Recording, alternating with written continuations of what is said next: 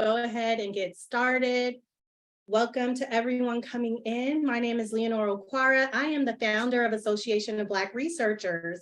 It's a nonprofit organization really trying to bring Black researchers together in community where we could share resources. And this is our second annual National Black Researchers Week. And I'm so excited about the theme for this year. It's called Connecting Researchers to Resources. And I've been in research since 2006, military spouse moving all over the country. And there were so many things that I found out about after the fact. And I just thought there should be a better way for us to find out things that'll help us along our research journey than after something has already happened. So I really wanted to put together a community where we share freely and we want the best for everyone in their journey. And I hope so far, if you attended day one, that you feel the same way. So today we have Vanessa Costa with us. I'm so grateful that she'll be giving you tips on resume development, interview preparation, and job searching. This is something I get questions about all the time, so I'm happy to hand it over to the expert. And so throughout the presentation, if you have any questions, please feel free to add them to the Q&A or in the chat. And at the end of the session, I will enter all of you who are still here into a giveaway. And you'll be able to choose a product from one of two Black-owned companies, Black and Green or Academy 365. Or if you're in the position where you are searching for a job or you need some career coaching, Vanessa does offer one-on-one sessions, and I would be happy to cover that for one of you. So with that being said, let's go ahead and get started. Vanessa, I will pass it over to you. All right. Hi, everyone. Hope you can hear me clearly. It's nice to meet you. I'm going to delve right in. All right. So today's plan, skipped a slide. So before we delve into our agenda and specifically what we're going into, I just want to give a brief introduction on about myself. So instead of just doing the usual showing my biography up here, I decided to display the different organizations I've worked for. So I started off top left at UNC. That's where I did my bachelor's in psychology. I transitioned to Emory University after some time in the Peace Corps in Rwanda, where I did community health work, received my MPH in global epidemiology in 2018. In that role, that's where I really delved into a lot of research work, graduate research assistant for various global health projects, where I was primarily doing quantitative data, but secondary to that, a lot of qualitative. So consider myself mixed methods, but leaning quantitative in that sense. After I graduated, I did a fellowship at Centers for Disease Control, CDC South Africa office. Again, really focused on quantitative analyses, data visualization, specifically within the HIV space. Around that time, I started a career services business, which I actually just closed the loop and decided to transition out of this month, but where I worked with hundreds of people to help them really find alignment with their career search. So resumes, cover letters, coaching, strategy, a lot of what we'll actually talk about today. And then where I am currently now, if we look on the right, is Chilombo Consulting, first and foremost, my data consulting business, which I'm balancing with my other full-time role, which is working as a data analysis advisor with the U.S. Agency for International Development in still the area of global HIV/AIDS, focusing on analyzing data with budgets and expenditures. So I really wanted to show this to show you that in my actual current roles, my Chilombo consulting work, we have clients that are research-focused projects, right, where we're doing qualitative, quantitative analyses, helping bring together reports, conduct interviews, focus groups, design surveys, develop dashboards, things of that nature, a lot of times with research data. But at USAID, I'm more on the programmatic side, so active health programs that are happening with our HIV programs and supporting really in the realm of data, quantitative data, communication, visualization. So just to give you a bit of background on my skills, experience, and of course, if you're working for, interested in any of these areas, of course, feel free to reach out to me in the future. So today's plan, we're going to go over 4 main topics. So an overview of what is called the career cycle, and you'll see a great visual on that soon. Optimizing your resume. So the core of this presentation, preparing for an interview. So really getting you foundational knowledge on how you can get those skills to best prepare for an interview, and job search strategy. So kind of my key phrase is diversifying your job search. So I'll provide an intro to how you can start doing that. We'll do a Q&A where I'll start off with some questions already developed. And then if there's time, we'll open up the floor for questions. And the objectives, as you see, align with these areas. Before diving in, I want to say that there could be an hour-long presentation for each of these topics. So I won't be able to go into the full level of personalized detail, but I hope this gives a good foundation for you to be able to proceed or get started with your job search. And another thing to note is as we go through the slides, you'll see a link tagged resource. And although this slide deck will not be shared with you all directly, you'll receive a handout with direct links to all these resources. So the first section is the career cycle. So I worked with a colleague peer, Kimberly Green, on a previous presentation, and we developed this visual called the career cycle. And it consists of 2 components. So on the right in the teal color, you see career strategy, and on the left, you see career preparedness. So starting on the right, career strategy is what we often don't start off with, but we should, right? It's your plan of action. So it's where you're really thinking about your values, right? What you care about. You're thinking about your strengths. What are you good at? You're thinking about your interests. What do you want to do? What are you curious about? Even if it's not a strength. And among other things, these are the components that you're thinking about as you start to prepare for applying to jobs and being prepared for your job search. Whether you're currently in a role, you want to transition into a maybe different area of research or public health if you're in that area, for example, or maybe you're just transitioning out of a degree, out of a bachelor's degree program, a master's degree program, or a doctoral program. So you really are taking time to stop, reflect, and develop a strategy. And the next part, the part we often kind of jump right into before we've really reflected on our strategy, is career preparedness, right? So these are, a lot of times you think of these as the concrete deliverables that you need to apply to position. So first and foremost, we think of our resume, maybe your cover letter, sometimes optional, sometimes not, but always important to have if needed. The actual process of job searching, going through the different websites, networking, sending those emails and LinkedIn messages, the interview prep, right? The job offer and the negotiation. So sometimes we jump into, the job search without reviewing our resume, cover letter. We jump into maybe, thinking of our negotiation strategy before we really have some key points down of what we're looking for. But today we're going to focus on these 3 pieces that are highlighted here in red. So we're going to focus on the resume review, the job search, and the interview prep. One thing that I'll preface is that for the resume, there's many different kinds. There may be cases where you need a full CV, depending on the research opportunity you're applying to versus just a 2-page standard resume. But we'll specifically, due to time constraints, focus on the 2-page resume, but resources will be shared so that you'll also be able to apply this to a more extensive CV if needed. So optimizing your resume. So there's a couple of different components that we'll go through. The first thing that I want to really stress is you need to identify the focus of your resume. Chances are, if you're applying to more than one type of position, right? Maybe you're a data analyst, but you also are qualitative research focused, but maybe you have a subset of skills in health communications, and you're interested in applying to a range of different roles. You do want to have a resume that maybe 75 to 85% the same, but it really needs to be focused on that bucket of jobs you're applying to. Here I use job titles, but it doesn't necessarily have to be job titles, right? And so on the bottom of the screen, you'll see a tip, right? And so one way that you can focus your resume is with these 2 sections, which I always recommend are at the top of your resume: your professional summary, some call it summary of qualifications, and your skills section.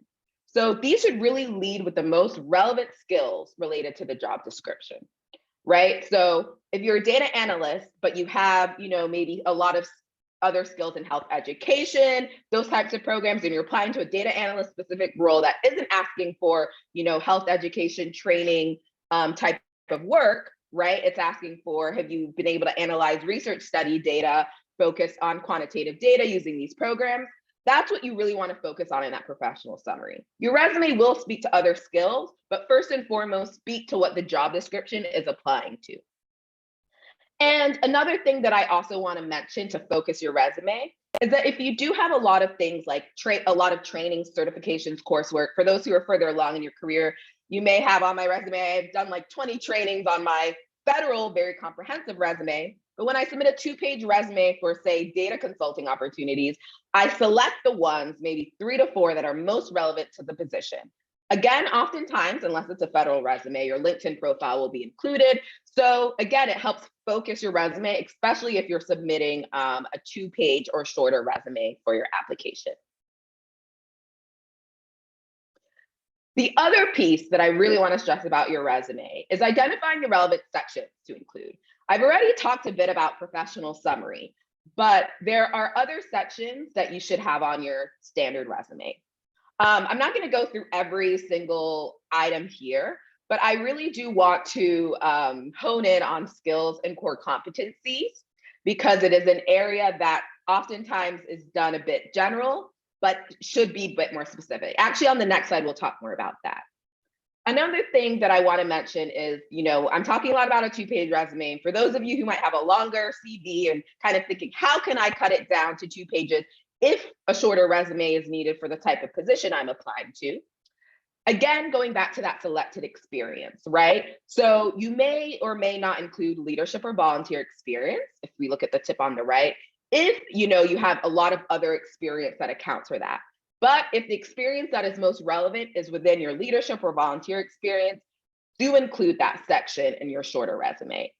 Other items that you may put in a 2-page resume, but may not if you have more relevant experience, are things like honors, awards, and professional affiliations. So again, these are areas where you can kind of strategically cut things down or add sections on in order to determine if it's helpful to include them for the focused resume that you're trying to submit.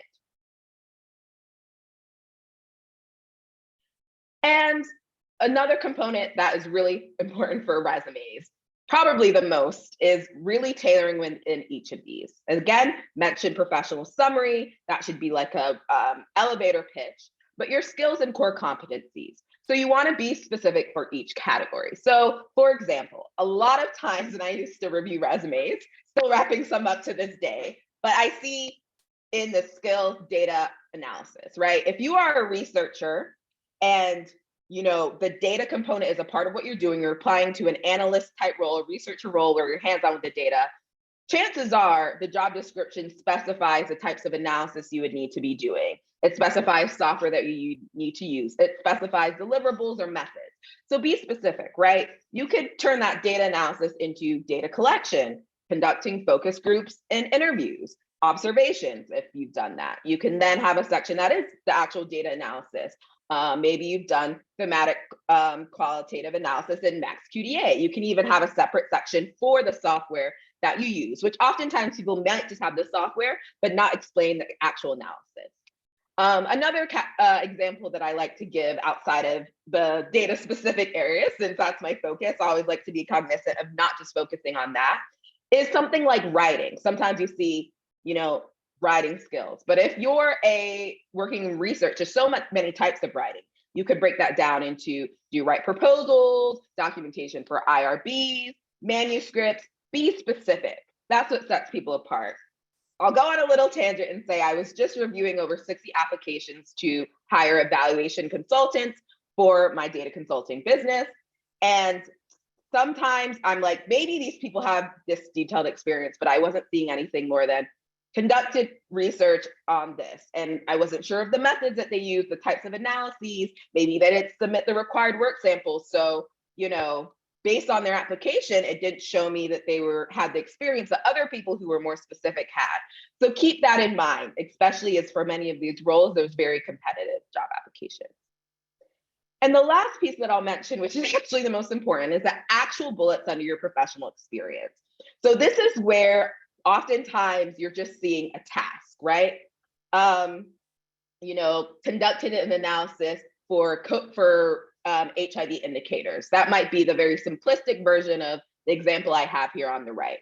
But it's important to incorporate results, that first bullet under professional experience, to incorporate transitions, which tell us the result. It connects the task to the result or the accomplishment, and also to quantify your experience. I'll preface this with saying, you cannot quantify, or not every bullet on your resume is going to have some amazing result or outcome, but you really need to try to, and for every job that you have on your resume, think about, all that you've done and how it connects to a greater goal, or even it could be a small goal. It doesn't have to be big. For example, this bullet, which is from my resume for my current role, is a specific task that I've done tied to the purpose of it and the number of people, the actual number of partners, right? You see 6 partners here, and that's not necessarily a high number, but it does show, as for anyone who does any stakeholder engagement, partner communication, that is a decent number of partners to be coordinating monthly data for. So just really think critically about your bullets and your professional experience. And not every bullet needs to be this long, but I wanted to show you one that is really comprehensive to explain that, okay, this tells me this person is able to use R, that they work with different partners, and they're able to analyze and review data. And for someone who's a data analyst, that can show my skill set in that specific area. So that was like my short, quick, hot, fast resume key points. There's a great resource folder on there of a whole drive of templates, resources, even for those who may be interested in federal roles, a lot more deep dive on that. But now we're going to transition into preparing for an interview. So preparing for an interview, there's a couple of steps that I want to take you through. Some of them might be self-explanatory, but I'm guilty of this. Sometimes you skip these steps because of time, energy, or like, oh, it'll be fine. Or sometimes you skip these steps because we're nervous that maybe we won't do as well. So if we start practicing, we could psych ourselves out. But really, here's a good guide to help you get started to ensure you're prepared for an interview. So in this first category, we say review and research. So what does this mean? Review the job description and the application you submitted. Sounds basic, but sometimes, as we know, it could take a hot minute to be hearing back from these jobs. So you want to just go back, reread it 2 or 3 times, make sure, okay, I know the job description, I know where my strengths and my weaknesses are, and I've thought about, what they could ask me in the job interview. Of course, look at the receipts of the organization, the website. I love social media pages because you might get specific details that you don't see, just from the generic website.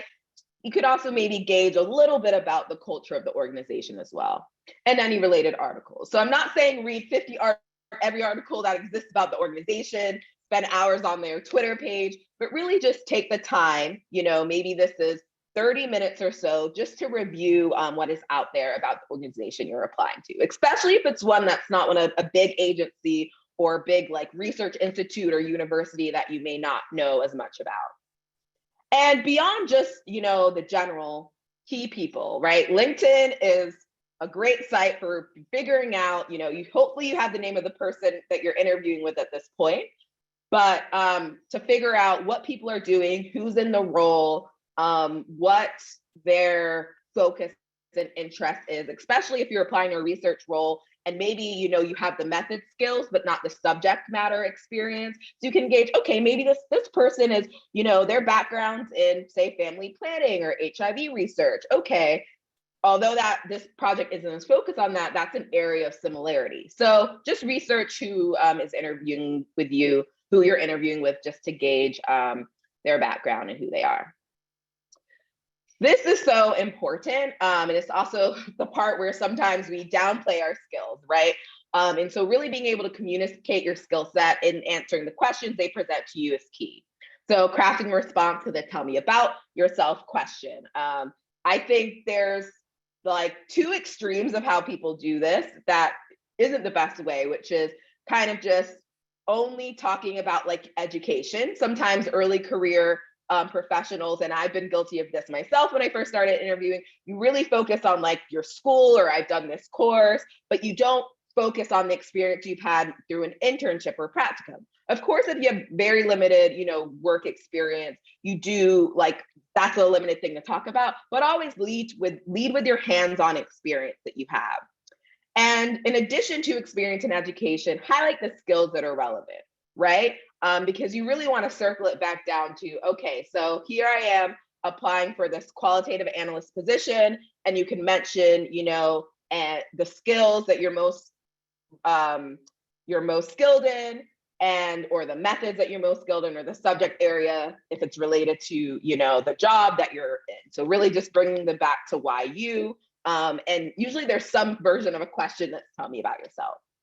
And the next thing in communicating your value is the STAR method, which we'll talk about in the next slide, which is really just making sure when you're preparing that you brainstorm not just accomplishments and challenges, but like situations where you've had to lead, where things went, maybe, you've had issues, things like that. So you want to reflect on the good, the bad, the ugly, and because in some way or other, you'll be asked about it. And then the next piece, which we'll talk about, is how you can then communicate that in a succinct way.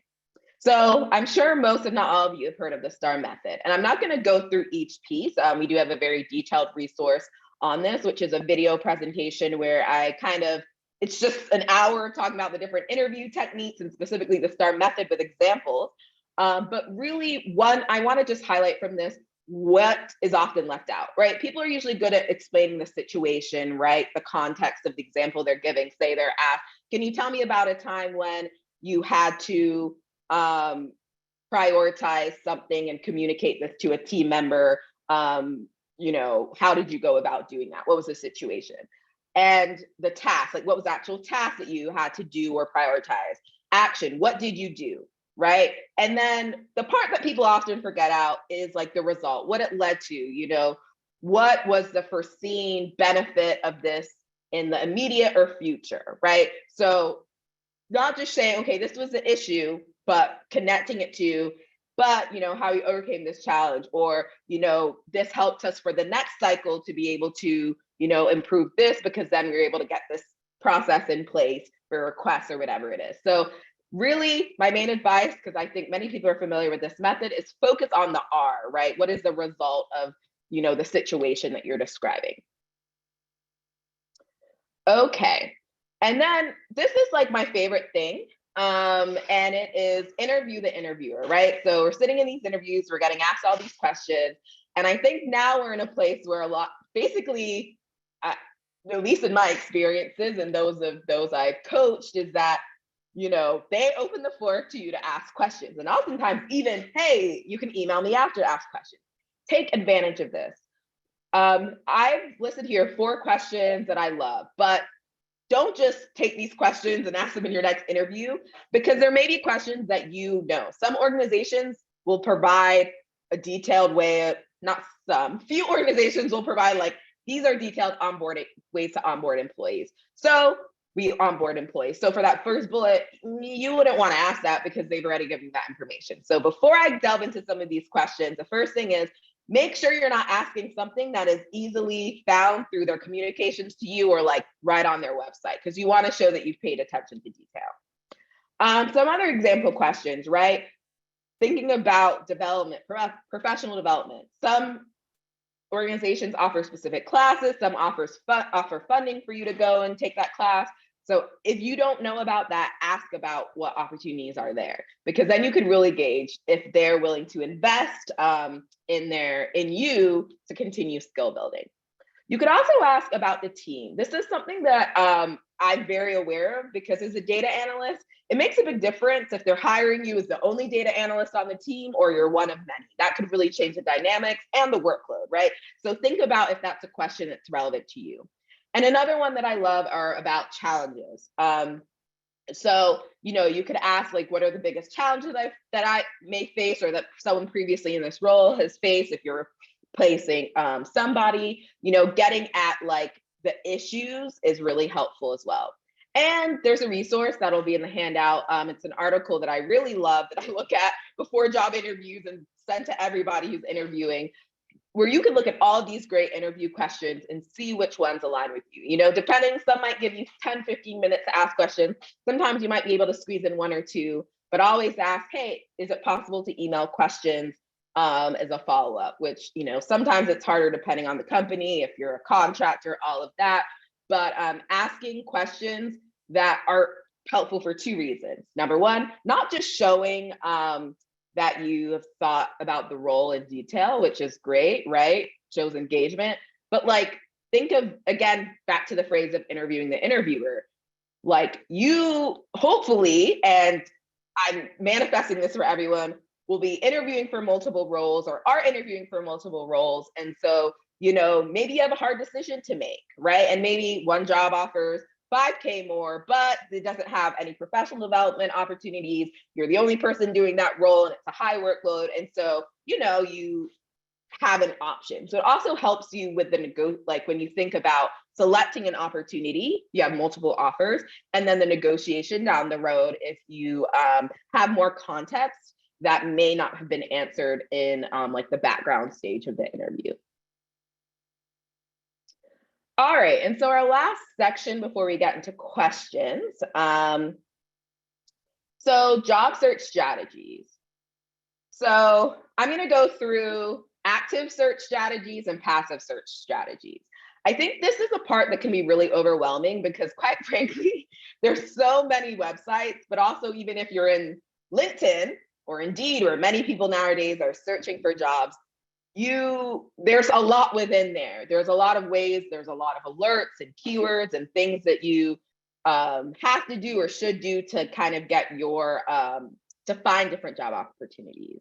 So my 3 tips for the active job search.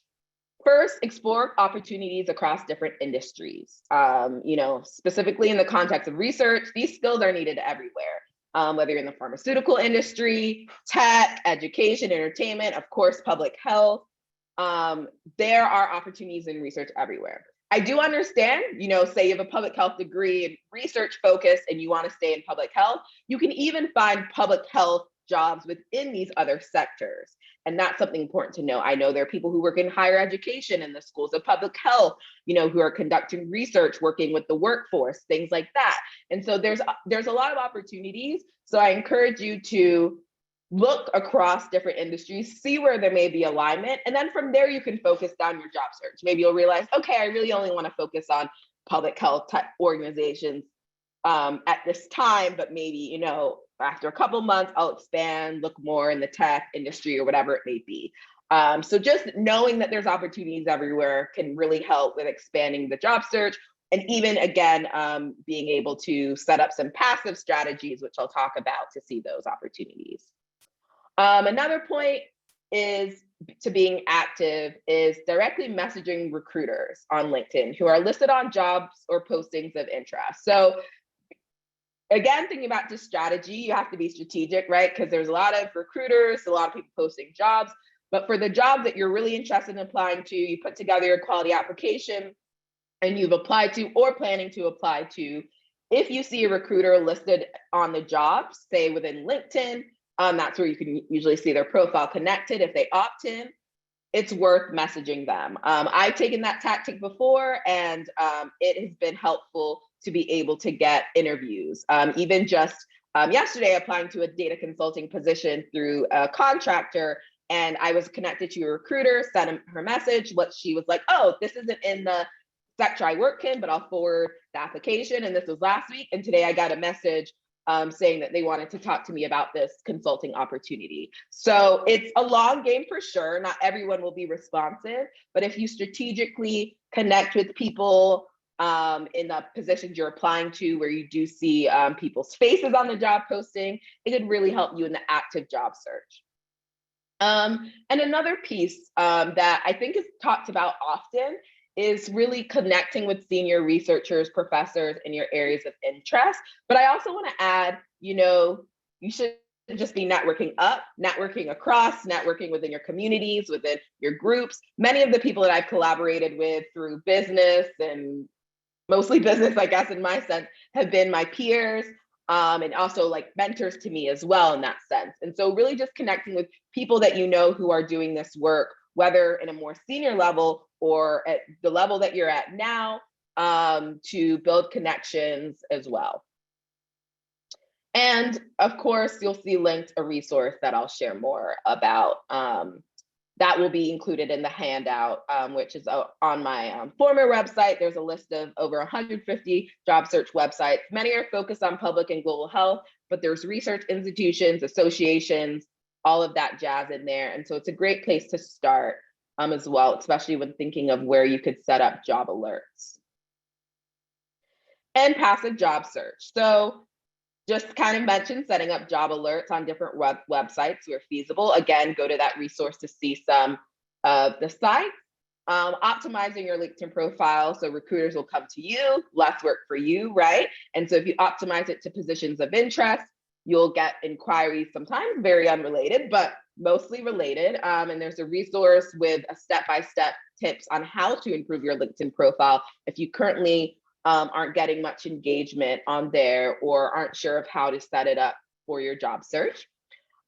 Make sure that you have updated profiles on the different platforms you use. So maybe you use devex.com for international development, you're on Indeed, you're on public health jobs, and you have profiles on all these places, but maybe it's a resume from 2-3 years ago. If you're active in the job search, make sure they're updated. And lastly, social media and jobs are really big. I see so many professors, students, researchers who are looking for support with their organizations. They may be the hiring managers or the employees. And one hashtag, I've mentioned public health, because of course that's the sector I'm in, looking at specific hashtags and following the organizations of interest, because then your feed will see more opportunities.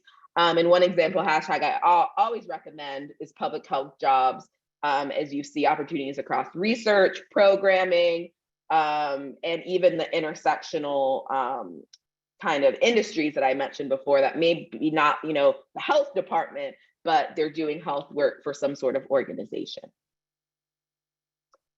All right. So I'm going to pause. I know there's a lot of information before I start answering these questions. But I guess, Leonora, I should just go ahead with the questions. Yeah, go ahead. Okay. All right. I'm going to take a sip of water and get started with these questions. So I'll preface this with I'm not a salary negotiation coach, but I do have great tips. And so the first question we're going to discuss that was asked was, how do you negotiate salary for a position? So I have a couple of points that I want to mention, and it's no way comprehensive, but really a good start. And there is a salary negotiation resource that is linked in the handout, I believe, yes. So first and foremost, I want to say, please never accept the first offer. Sometimes that first offer, it could be more than what you expect, right? But never accept the first offer. You always want to put negotiation on the table. The next point that I want to bring up is it's important to deflect questions that they have with finding out about previous salaries. This is less likely to happen. But in some states, many states now, it's actually illegal for them to ask you or for you to have to report your previous salary. So your salary should be based on your value add and their budget for the role, and not based on what you are currently making. And that's something really important. And sometimes can set people back if you're making 50K in a role, you're applying for a role that is really in the 90K range and you're qualified for, but they could offer you lower if they know your previous salary was a lot lower than that new range. Another point that I want to mention is giving a range versus a specific number if they ask. So always ask them what their range is first, because you could be surprised and find that your range is actually lower than what their range is. But that range should be researched, right? there's a lot of sites that are mentioned, Glassdoor, and all of that to find salaries, which yes, you want to look into that, but your network is really helpful. There's so many groups out there, right? Where I've been in, where you can ask what, this is my experience, this is my range, what you suggest. Something that I'm seeing a lot on social media now are salary transparency surveys and results, where people are sharing also based on demographics, what they're making in specific industry. And I know there's a couple in public health as well. And so using resources like that is really helpful.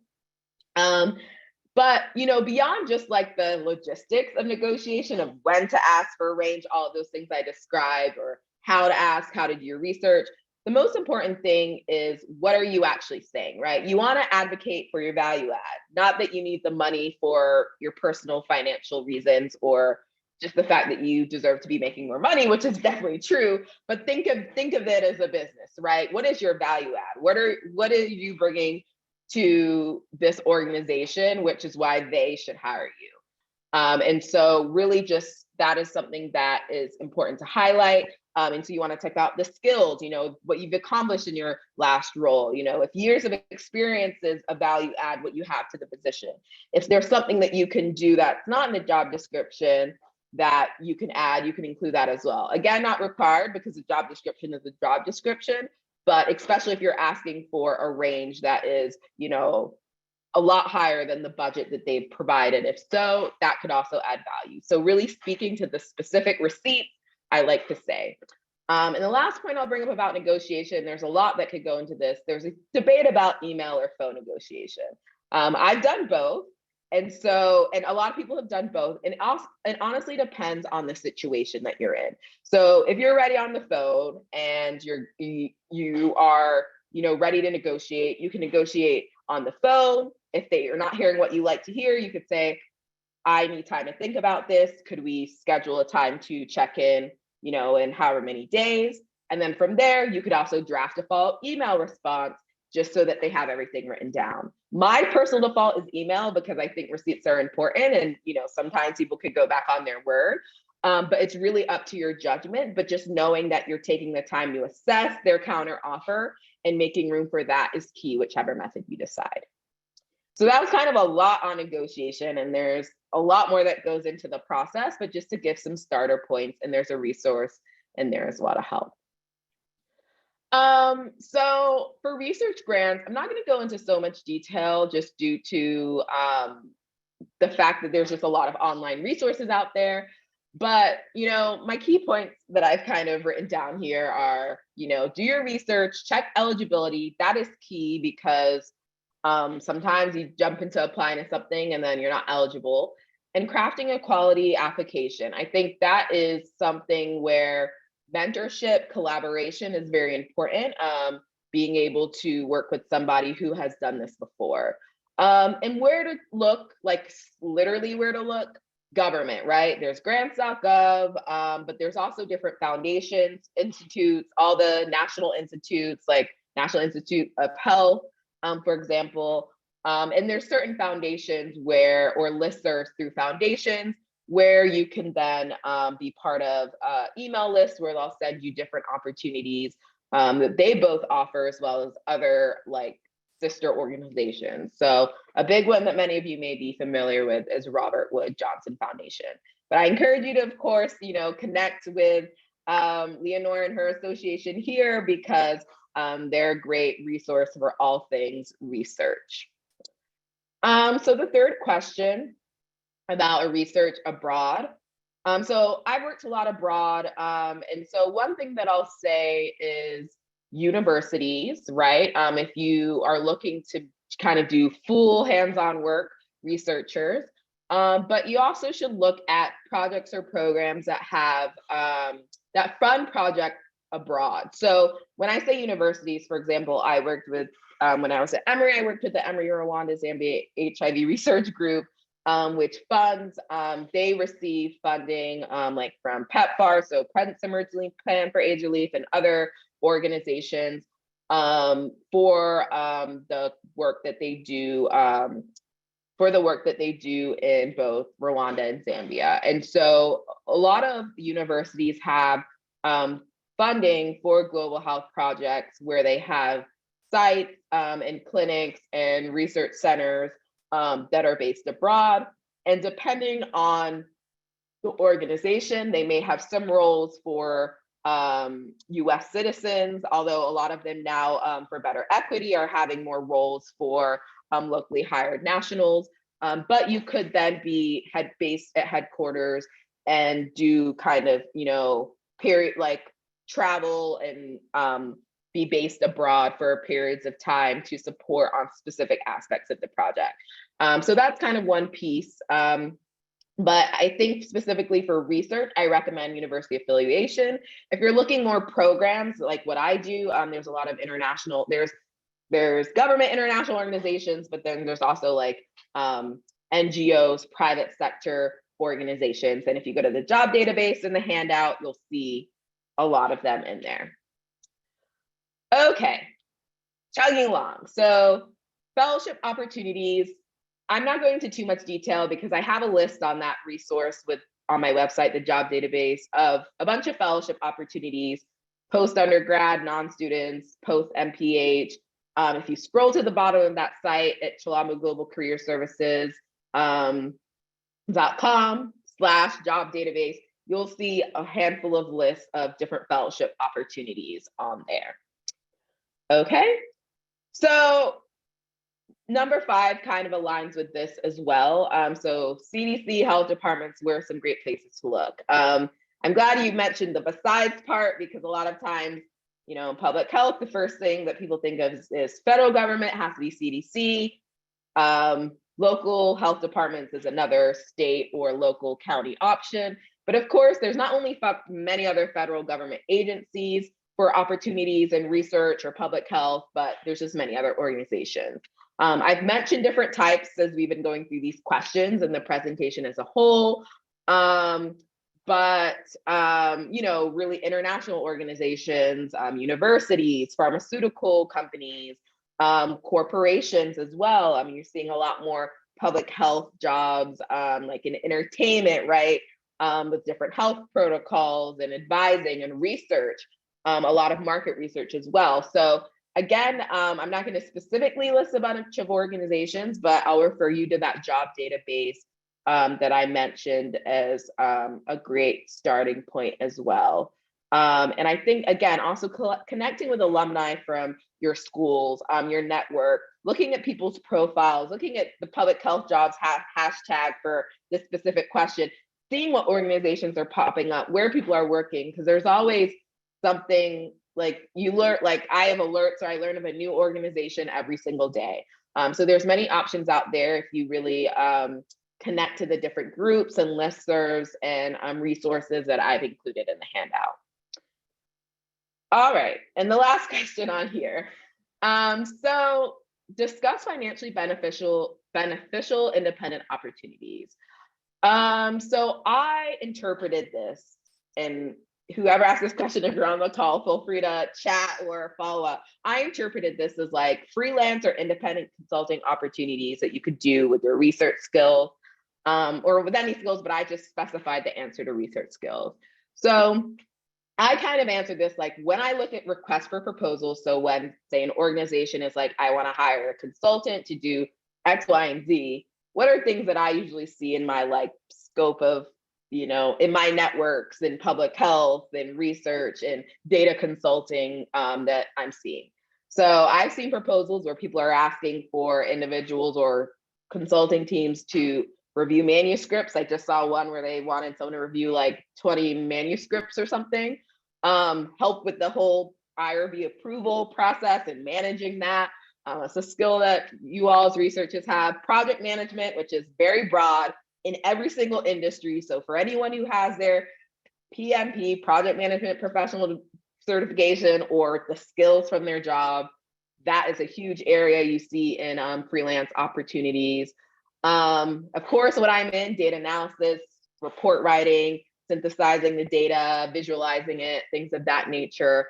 And of course, kind of getting back in the data life cycle, the design of research projects. I see that a lot, especially in like the global health space as well. So really, I listed like a ton of research skills. So these transferable skills that you have learned that you're doing, maybe in your 9 to 5, maybe in your courses and your internship, are skills that they're looking for independent, one-off, maybe long-term projects that different clients may have for researchers. And financially beneficial can be interpreted in different ways, but there are competitive opportunities, both in government contracting, which I don't currently do based on my current job, but in private sector, like with nonprofits, community organizations, universities, small businesses. That those are who I currently work with in my role. So yes, I think I've, to the best of my ability, answered all those questions. Again, it's like it's like the tip of the iceberg or whatever the saying is for all of this, but I hope it at least gave a foundation or a direction for you to start wherever or continue wherever you are in your resume writing, interviewing, job search journey. Thank you so much, Vanessa. This was so rich. Did everyone enjoy this? I mean, I'm sitting here taking notes and I've been in this thing since 2006, but I've learned so much from you and I appreciate you putting this all together. We do have some questions from the audience. So I'll start, if you want to pull up the Q&A, just so you can also take a look at it. The first one is, when searching for opportunities after obtaining a PhD in EPI, what kinds of skills or roles should I look for in the search? It's hard to convert CV into a resume for an industry job.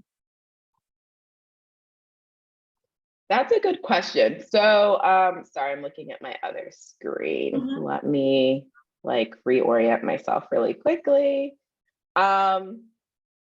So it is hard to condense, right? From like, you know, you've done your program, you have an extensive CV, but what to really focus on.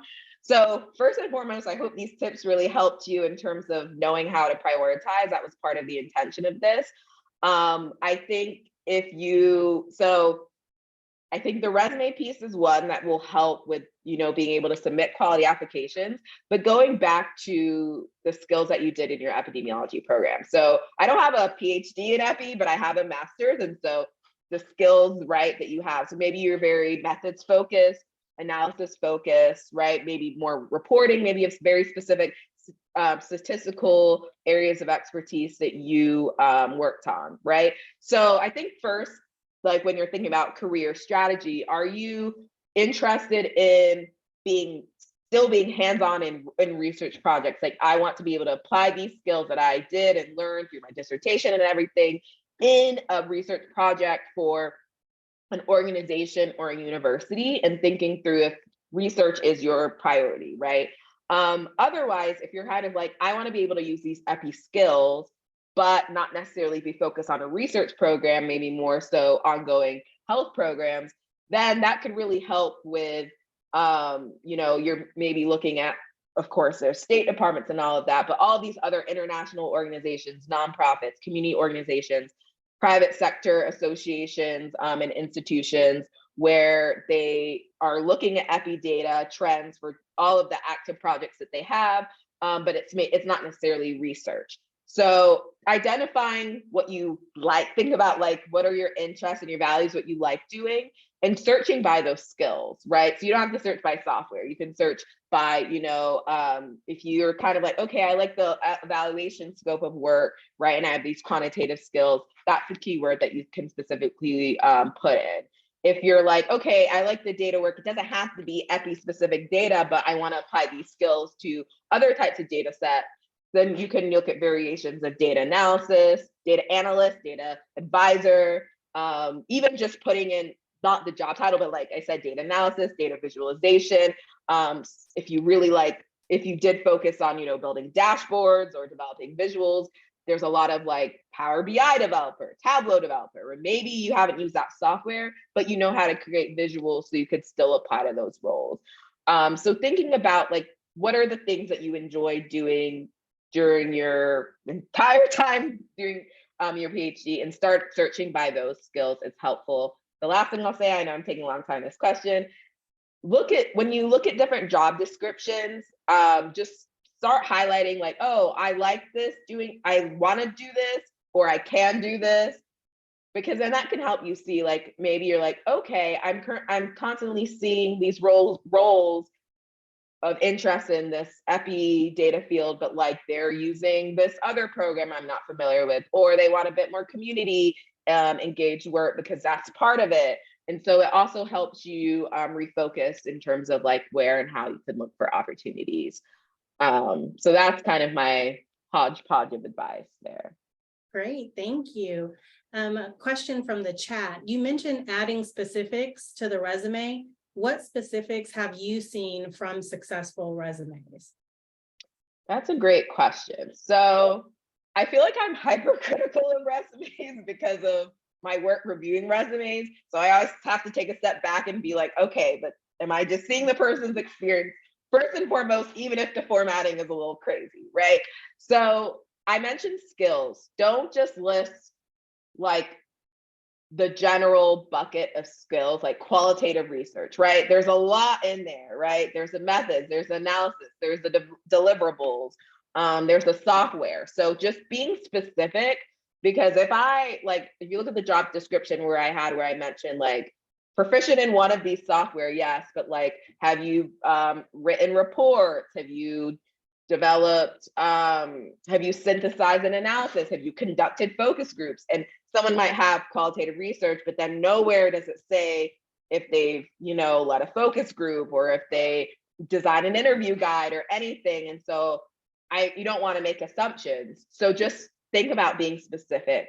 And also numbers, not all numbers matter in quantifying, but for example, when I see, oh, someone has conducted 10 interviews, that's like, all right, this person has, like that's significant in interviewing, as we know, because it's an extensive task to do. So it also helps you gauge just like level of experience, because unlike many employers, I'm not so focused on like, you've been doing like, oh, you didn't do this for 5 years, you can't do it, right? A lot of times, yes, years comes with experience, but there are people who got one of the top interview spots who hadn't been doing it for a lot of years, but in the time they were doing it, they were really, really doing it and explain the details of what they did. So just really be specific. Keywords matter in the job description. Like, don't copy and paste the job description. People notice, but definitely if you have those skills, make it clear that you have those specific skills that are needed in the job description. Thanks. Next from the Q&A box, go down here. When do you advise a client to use a functional resume, highlighting accomplishments to reduce career gap, academic leave, bias, etc.? Great question. So this is kind of my mantra on functional resumes. Always go with chronological. But if you have like a lot of experience, maybe a huge CV, and you have the opportunity to directly submit your resume to somebody, right?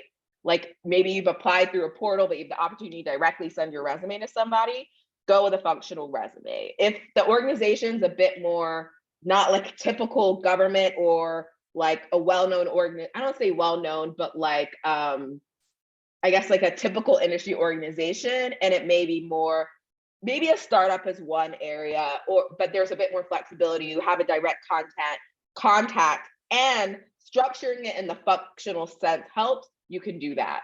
But the best bet, and I've seen this as well, is you can do functional within chronological. So if you're like, okay, I got a lot of experience within the CV, but I want to break it down into like data analysis and health policy research and communications, because this job is asking for a million things, you can do that within your chronological resume. I actually submitted a functional resume for the job that I have.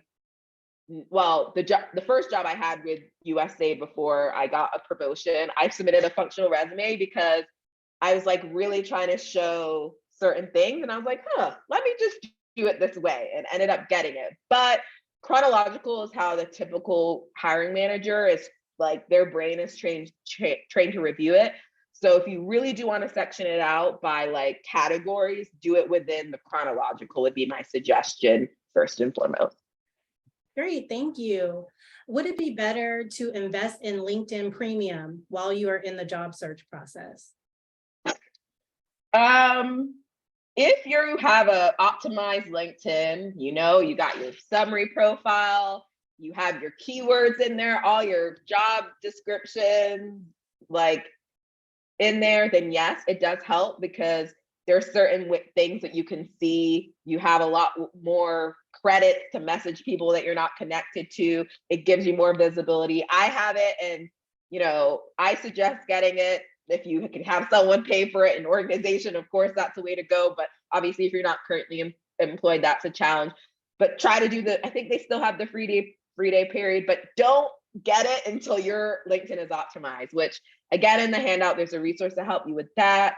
And, you know, I'll plug a little later. I'm going to share my screen just to show